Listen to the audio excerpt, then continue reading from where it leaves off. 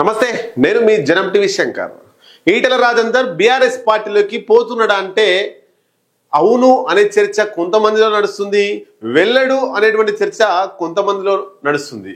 ఏదేమైనా ఒక రకమైనటువంటి క్లారిటీ ఇచ్చే విధంగా మీ ముందుకు జనం టీవీ అనాలిసిస్ రూపంలో వస్తుంది. లైక్ చేయండి, షేర్ చేయండి, మీ విలువైనటువంటి అభిప్రాయాల్ని కామెంట్ రూపంలో తెలియజేయండి. ఈటెల రాజేందర్ ఆయన కమ్యూనిస్టు భావజాలం ఉన్నటువంటి వ్యక్తి. మరి అట్లాంటి వ్యక్తి బీజేపీలోకి పోయిండు. బీజేపీలో ఇముడుతున్నాడా, ఇమడడం లేదా?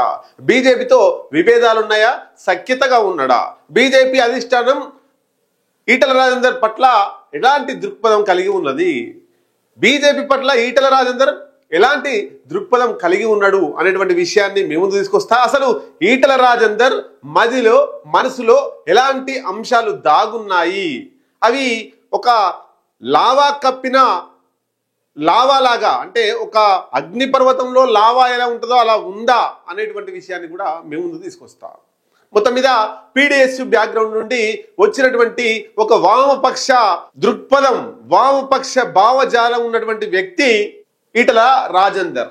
అట్లాంటి వ్యక్తి తెలంగాణ ఉద్యమంలో కేసీఆర్ తో నడిచి, కేసీఆర్ తో పాటే అనేక ఉద్యమాలలో పాల్గొని జైలు జీవితం కావచ్చు, అట్లాగే అనేక రకాల ఉద్యమాలలో కేసులు కావచ్చు, అనేక రకాల నిర్బంధాలు ఇవన్నీ ఎదుర్కొని నిలబడి తెలంగాణ రాష్ట్రం వచ్చిన తర్వాత కేసీఆర్ ముఖ్యమంత్రి కాగానే ఆయన మంత్రి పదవి వచ్చింది అని అందరూ అనుకుంటారు. కానీ దానికంటే ముందే ఈటెల రాజేందర్ మంత్రి పదవి వచ్చింది. కేసీఆర్, హరీష్ రావు, తర్వాత ఇంకొక సంతోష్ రావు ఇప్పుడున్నటువంటి రాజ్యసభ సభ్యుడు కాదు, అట్లాగే ఈటెల రాజేందర్ ఇలాంటి వారందరికీ కూడా గతంలోనే మంత్రి పదవి వచ్చింది. 2014 తర్వాత పూర్తి స్థాయిగా బీఆర్ఎస్ పార్టీ, టీఆర్ఎస్ పార్టీ అధికారంలోకి రాగానే నెంబర్ 2గా ఈటెల రాజేందర్ ఎదిగిండు.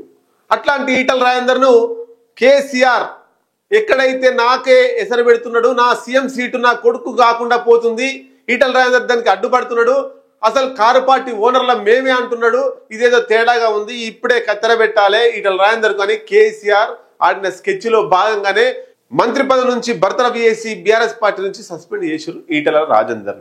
ఏది ఏమైనా పోరాట పటిమ ఉన్నటువంటి నాయకుడు కాబట్టి ఒక పార్టీ అండ ఉండాలి, ఏ పార్టీలోకి పోతే బాగుంటుంది ఆలోచించి అని రాంగ్ స్టెప్ వేసిండు. అప్పుడే మనం జనం టీవీలో క్లియర్ కట్ గా చెప్పినాం, బీజేపీ వైపు కాకుండా బీఆర్ఎస్ వైపు సస్పెండ్ అయిన తర్వాత కాంగ్రెస్ వైపు పోతే రాజకీయ భవిష్యత్తు ఈటెల రాజేందర్ గారిది బాగా ఉంటుందని అప్పుడు అనాలిసిస్ లో చెప్పినాం.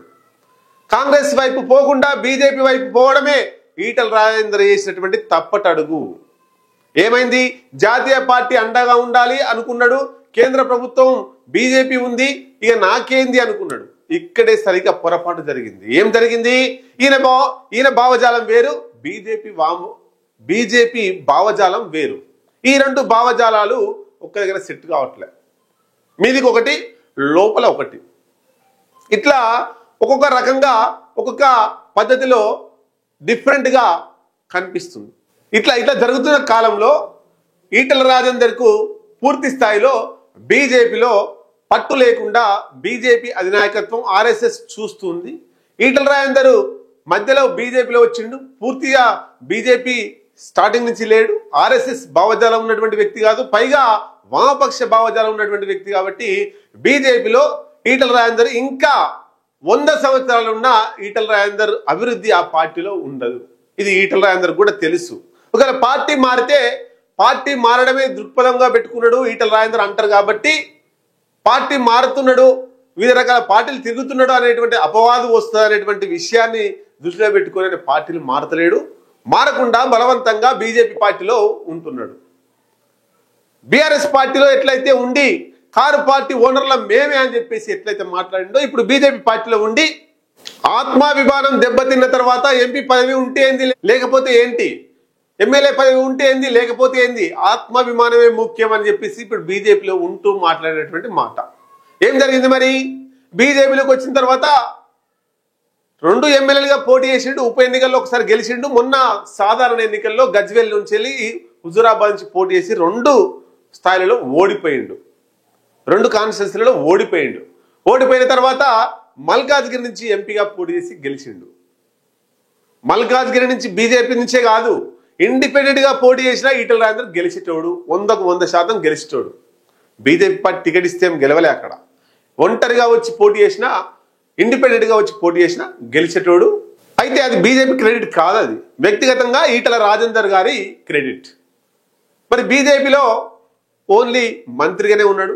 కేంద్ర మంత్రి పదవి వస్తుందని ఆశించిండు, మనం అందరం కూడా అనుకున్నాం. కేంద్ర మంత్రి పదవిగా కిషన్ రెడ్డికి ఇచ్చారు, అట్లాగే బండి సంజయ్కి ఇచ్చారు. బీజేపీ రాష్ట్ర అధ్యక్ష పదవి నుంచి బండి సంజయ్ని దింపడంలో కీలక పాత్ర వహించిండు ఈటల రాజేందర్ అనేటువంటిది బండి సంజయ్ మనసులో పెట్టుకుండు. కాబట్టి కేంద్ర మంత్రి పదవి రానియలేదు.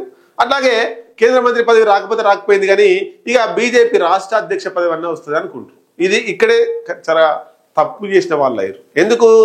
ఆర్ఎస్ఎస్ భావజాలం ఉన్న వ్యక్తులకే కేంద్ర మంత్రులు, అట్లాగే రాష్ట్ర అధ్యక్ష పదవి వస్తుందని మనం పదే పదే నెత్తి నోరు కొట్టుకొని చెప్తూనే ఉన్నాం పలు రకాల న్యూస్లలో. మరి ఈటల రాజేందర్ గారికి లేదా దాని మీద ఐడియా అంటే ఉన్నది, కానీ పోరాటం చేసిండు. రాష్ట్ర అధ్యక్ష పదవి కోసం చాలానే గట్టిగానే ప్రయత్నం చేసిండు, కేంద్ర మంత్రి కోసం పోరాటం చేసిండు. ఏదేమైనా బీజేపీ ఇవ్వలేకపోయింది, ఇవ్వద్దనేటువంటి కాన్సెప్ట్ లో ఉన్నది. ఎందుకు? వామపక్షవాది కాబట్టి. ఇంకా 100 సంవత్సరాలైనా ఈటల రాజేందర్ పరిస్థితి బీజేపీలో గట్లనే ఉంటది, ఇంకా మెరుగ్గా ఉండదు. అవసరమైతే వచ్చే ఎన్నికలలో హుజురాబాద్ లో బండి సంజయ్ మళ్ళా ఈటల రాజేందర్ గారిని ఓడగొడతాడు. ఇక ఇక్కడ కూడా మల్కాజ్గిరిలో కూడా గెలవకుండా ప్రయత్నం చేస్తారు. కాబట్టి బీజేపీలో ఉంటే రాజకీయంగా ఇంకా ఇబ్బందులు పడే అవకాశం ఈటల రాజేందర్ గారు ఉంటాడు. కాబట్టి ఇప్పుడు ఆయన ఏ పార్టీలకు పోవాలి అనేటువంటిది ఆలోచనలో ఉండు. పలు పార్టీలు మారిన పేరు వద్దనేటువంటి దాంతోనే ఆగిపోతున్నాడు తప్ప, లేకపోతే ఎప్పుడో మారేటోడు. ఇప్పుడు మరి కాంగ్రెస్ లేకపోతాడా, బీఆర్ఎస్ వైపు పోతాడా అనేది చూస్తే కాంగ్రెస్ వైపు పోయే అవకాశాలు చాలా తక్కువగా ఉన్నాయి, బీఆర్ఎస్ వైపు పోయే అవకాశాలే ఎక్కువగా ఉన్నాయి. ఎందుకు ఈ సిమ్టమ్స్ ఉన్నాయి అన్నప్పుడు, కాళేశ్వరం విచారణలో కేసీఆర్, హరీష్ రావు, ఈటల రాజేందర్ ఈ ముగ్గురు కూడా విచారణ కమిటీ ముందు, పీసీ ఘోష్ కమిటీ ముందు చెప్పిన విచారణ వాదనలన్నీ కూడా దరిదాపు అన్ని ఏకీభవంగానే ఉన్నాయి. ఒకే మాట మీద మాట్లాడిర్రు, విచారణ కమిటీ ముందు వినిపించారు. ఇప్పుడు కూడా కాంగ్రెస్ పార్టీ కంటే బీఆర్ఎస్ లేకపోతేనే ఉద్యమ పార్టీ మారిన పేరు ఉండదు అనే బీఆర్ఎస్ నుంచి బీజేపీలోకి వచ్చిండు, బీజేపీ నుంచి మళ్ళీ మాతృ పార్టీలకు పోయిన పేరే ఉంటుంది తప్ప 3-4 పార్టీలు మారిండు అనేటువంటి అపవాదం ఉండదు. కాబట్టి పోతే గీత మళ్ళీ బీఆర్ఎస్ పార్టీలోకి పోవాలి, లేదా ఎన్ని అవమానాలు తట్టుకునైనా ఆయన బీజేపీలోనే ఉండాలి.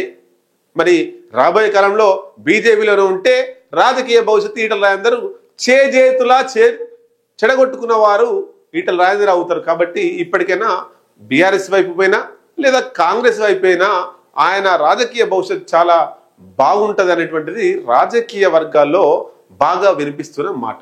ఏదేమైనా మీ అభిప్రాయాన్ని కామెంట్ రూపంలో తెలియజేయండి.